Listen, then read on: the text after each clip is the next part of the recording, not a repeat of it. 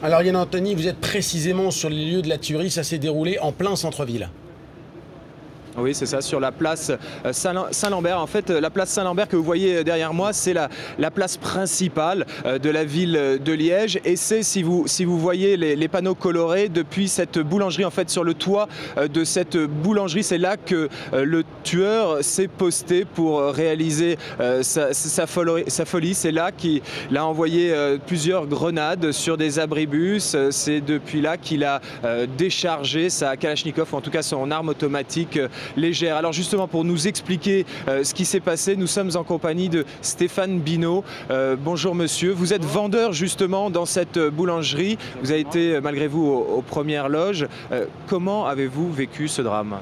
Tout d'abord, on cherche à comprendre ce qui s'est passé. Étant donné qu'il y a beaucoup de bus, on s'attend à un incident avec un bus.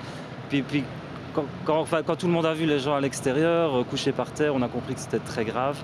Et on est très choqués. En fait, il y a une grenade qui a explosé contre votre vitrine. Il y a une grenade qui a juste explosé à l'entrée de notre magasin, en fait.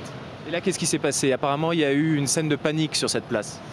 Scène de panique, tout le monde a cru dans tous les sens. Nos clients, on les a mis en sécurité dans les caves pour essayer de les mettre en sécurité.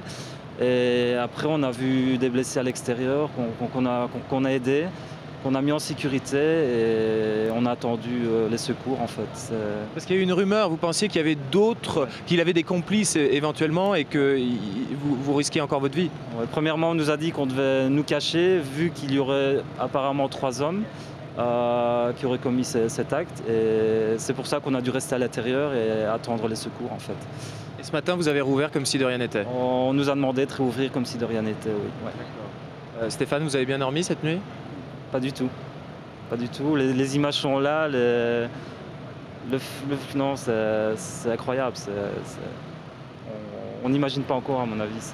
Bon, merci beaucoup pour votre témoignage. Voilà, donc sachant que le forcené avait encore 9 chargeurs d'armes automatiques sur lui avant de se donner la mort d'une balle dans la tête. Merci beaucoup Yann Anthony Noguès.